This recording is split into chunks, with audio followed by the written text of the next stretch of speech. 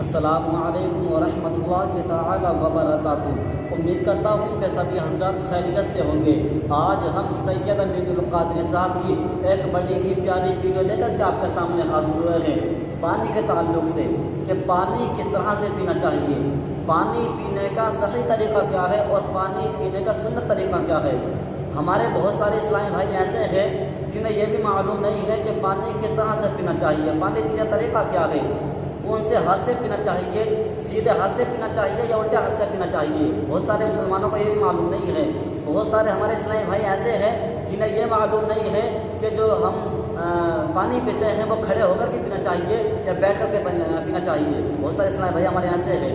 بہت سارے اسلامی بھائیوں کو یہ معلوم نہیں ہے کہ پانی پینے کا سنت طریقہ کیا ہے، اور جو انسان کھڑے ہو کر کے پانی پیتے ہیں انہیں کون کون سی بیماری لگ جاتی ہے، کھڑے ہو کر پانی پینے سے انسان کے اندر کون سی بیماری پیدا ہوتی ہے۔ بہت سارے اسلامی بھائیوں کو یہ معلوم نہیں ہے۔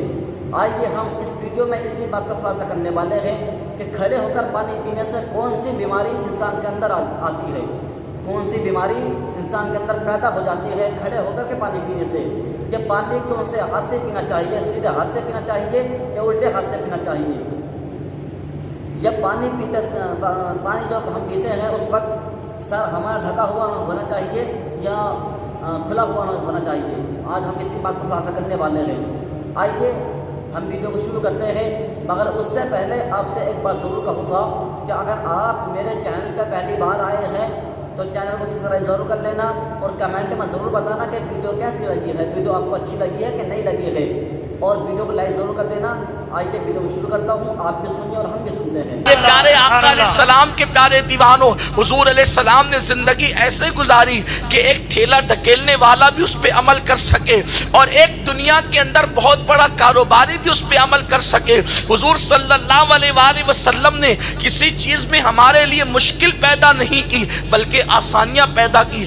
حد تو یہ ہے مصطفیٰ جان رحمت صلی اللہ علیہ وآلہ وسلم نے بیت الخلا جا کر کے ہمیں بیت الخلا جانے کا طریقہ بھی سکھایا، یعنی اس معاملے میں بھی ہمیں کسی سے پوچھنے کی ضرورت نہیں ہے۔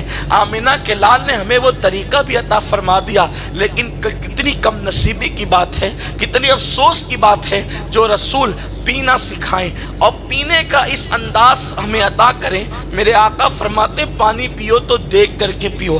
آپ سے پوچھنا چاہتا ہوں جو اتنی باریکی پہ نظر رکھتا ہو کہ ہمیں پانی پینے کے آداب بھی سکھاتا ہو اور وہ اتنی باریکی کے ساتھ سکھاتا ہو کہ پانی دیکھ کر کے پیو اور اس کے بعد کم سے کم تین سانس میں پیو، کم سے کم 3 سانس میں پیو۔ زیادہ سے زیادہ جتنے گھوٹ پی سکتے ایک الگ بات ہے، لیکن کم سے کم 3 سانس میں پیو۔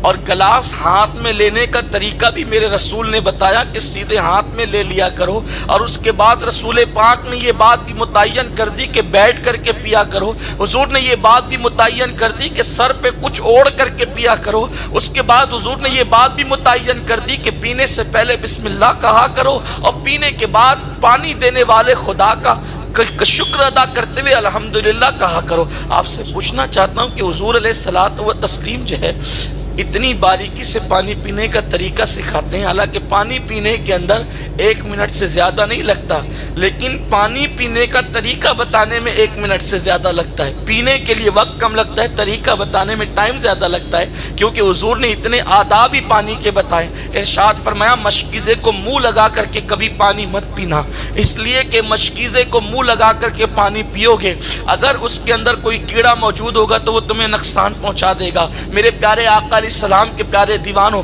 کوئی کچرا یا کوئی گندگی ہوگی تو وہ تمہیں نقصان پہنچا دے گا۔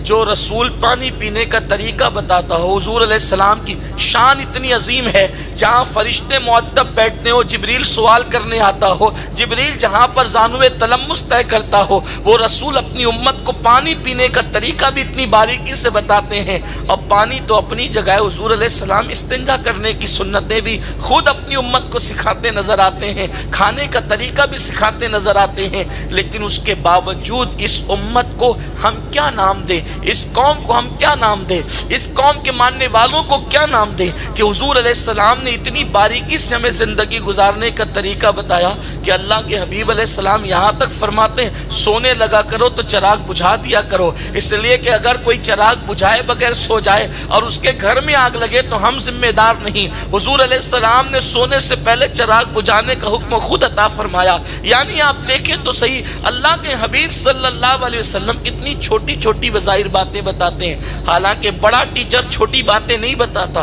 بڑے ڈگری کا ٹیچر چھوٹی باتیں نہیں کرتا، بڑا خطیب چھوٹی باتیں نہیں کرتا، لیکن شان یہ ہے میرا نبی خطیب الانبیاء ہیں، میرا نبی خطیب الانبیاء ہیں، خطیب الخطباء ہیں، نبی الانبیاء ہیں، لیکن شان یہ ہے کہ اپنی امت کو سب کچھ سکھا رہے، کیونکہ جانتے میں نہ سکھاؤں گا تو کون سکھائے گا۔ اس کے باوجود بھی اس قوم کے اندر ابھی یہ عنصر باقی ہے کہ جب وہ زندگی گزارنے لگتے ہیں تو کسی نہ کسی سے کچھ سیکھنے کی کوشش کرتے ہیں، سیریل سے کچھ سیکھ لیں، فلم سے کچھ سیکھ لیں، دوسروں سے کچھ سیکھ لیں، جبکہ اسلام نے اس کی سختی سے ممانعت کی۔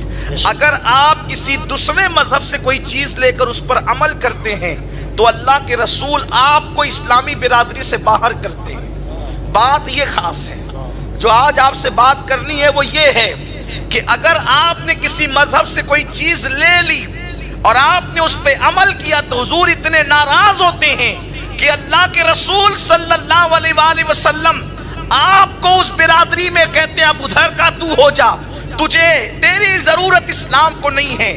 مثال کے طور پر آپ کسی مذہب سے کوئی چیز بے عین ہی نہیں لے سکتے اور اس پر عمل نہیں کر سکتے، اس لیے کہ کسی بھی مذہب سے مشابہت اسلام کے اندر حرام ہے۔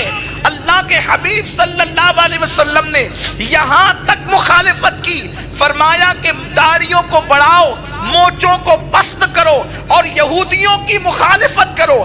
یہاں پر یہ بات نہیں کہی گئی، بظاہر یہ بات نہیں کہی گئی کہ مونچھوں کو پست کرو، داڑھیوں کو بڑھاؤ اور اسلام پر عمل کرو، نہیں، بلکہ فرمایا یہودیوں کی مخالفت کرو، اس لیے کہ اسلام یہ بتانا چاہتا ہے کہ جب اللہ رسول کے دشمنوں کی مخالفت ہوگی تو اسلام دل میں خود بخود گھر کر جائے گا۔ اور یہ جو آیہ کریمہ نازل ہوئی ہے ادخلوا فی السلم کافہ، یہودیوں نے اپنی خود ساختہ شریعت میں یہ بات گڑھ لی تھی کہ اونٹنی کا دودھ پینا حرام ہے اور اونٹ کا گوشت کھانا حرام ہے۔ جب عبداللہ ابن سلام مسلمان ہوئے تو بچپنے سے یہ جو چیز ان کے دل و دماغ میں بھری ہوئی تھی اس سے بچپنے سے نفرت تھی۔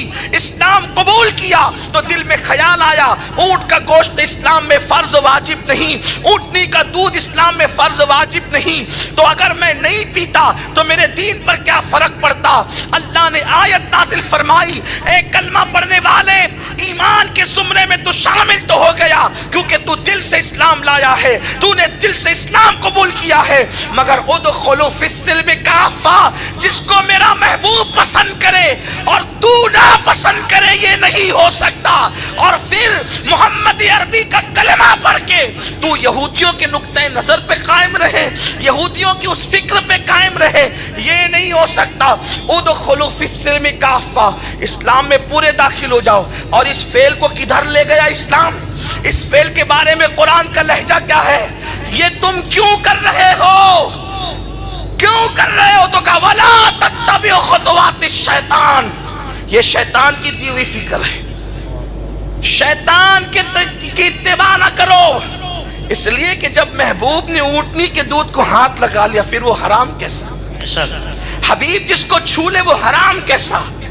اور فرمایا ان الشیطان للانسان عدو مبین، بے شک شیطان انسان کا کھلا ہوا دشمن ہے۔